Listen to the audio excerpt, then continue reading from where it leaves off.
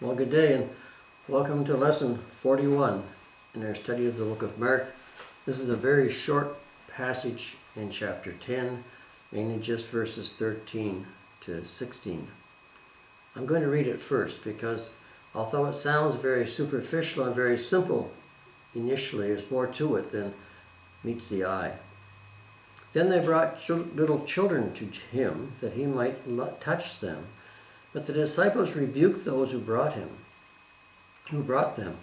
But when Jesus saw it, he was greatly displeased and said to them, "Let the little children come to me, and do not forbid them, for of such is the kingdom of God.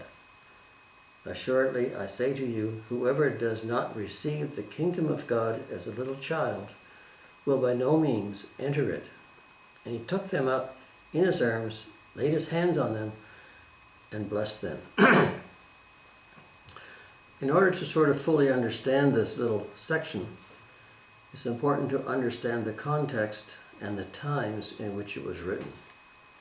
In those days, Rome initially and essentially held the secular government of Judea. It was the powerful overseer of all the land. Whereas the Hebrew priests, the Jewish priests, and the Pharisees, Sadducees were the spiritual and so-called religious leaders of the group. But they both had somewhat similar aspects in one way. Rome was very enamored with power and with prestige. They built their huge temples to Jupiter and to the other gods.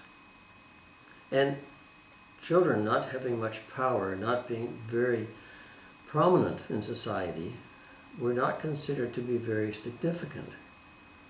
They were as they grew up, but as little children they were there almost as a nuisance, as a necessity, but not something really to be bothered with. This is one reason why people had not as much problem sacrificing their children to gods such as Moloch in those days.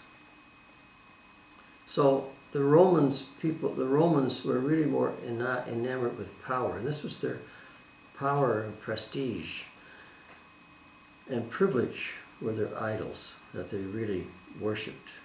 Huge temples, sacrifices, that type of thing. The Jewish hierarchy was not in many ways different, although the gods were different. They still had their sacrifices and their temples. They still respected power and the prestige of the Pharisees, of the Sadducees, of their entitlement. And they too did not consider children to be very significant.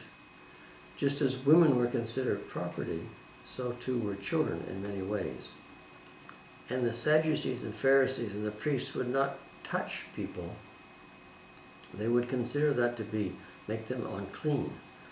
And therefore there would be no touching, there would be no real warm feelings between the priestly class and the common people. And again, children were not considered to be very significant in many parts of the Jewish faith. Likewise, not very prominent or very important in aspects of the Roman culture. So you have to understand this background to really understand the importance of this little section. Because the people brought their children to Jesus that he might touch them. He might actually hold them. He might actually feel them and touch them and cuddle them. But because of the culture, the disciples rebuked these people. The disciples wanted them to go away because they were brought up in an era and in the culture that children were probably just to be tolerated and nothing else. But Jesus did not want that, and he literally rebuked them. He was displeased. He was upset with this. He was displeased with the disciples, and he rebuked the disciples and said to the disciples, "Let the little children come to me." for of such is the kingdom of heaven. Assuredly, I say to you, that whoever does not receive the kingdom of God as a little child will by no means enter it. He doesn't mean you have to receive the kingdom when you're a little child, but as a little child. Children have really no pretenses.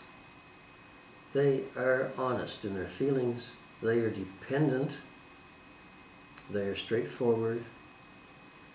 They are honest. And this is what we must be when we approach Christ. Honest, straightforward, and most of all, dependent. Because we are dependent upon Him. There was also a large debate at that time about what happens to children when they die. Do they go to heaven? Are they saved? Or are they just abandoned? Because again, the Jewish culture was such that you had to work your way to heaven by following the Ten Commandments. And young children, infants, babies, young children, who did not understand the concept of right versus wrong, who did not understand the need for what they were supposed to do, could not obviously work their way into a form of salvation as the Jewish people thought. So therefore, what happened to children? This was a question that many people raised in those days. What happens to my child if he dies? Again, if they thought that children were to be just abandoned and really had no real sense of salvation within them or for them, this would also make it easier for them to sacrifice their children to gods such as Moloch. So this was all part of the culture in those days. And Jesus, not only did He touch the children, not only did He hold them, it says He took them up in His arms. He touched them, laid His hands upon them, and He blessed them. So what happens to children who die, who don't really have the ability to know right from wrong, or to do the deeds which these people thought they had to do in order to make it to heaven? This is another example of God's grace, that salvation is a gift given to us, given to children before they're able to understand. They are probably put in a position of just limbo. If they die before they're able to make the decisions, God probably grants them the grace that He shows them here. If they live to the age where they can make the decisions and know right from wrong, then their salvation is based upon their faith the same way it is for everyone else.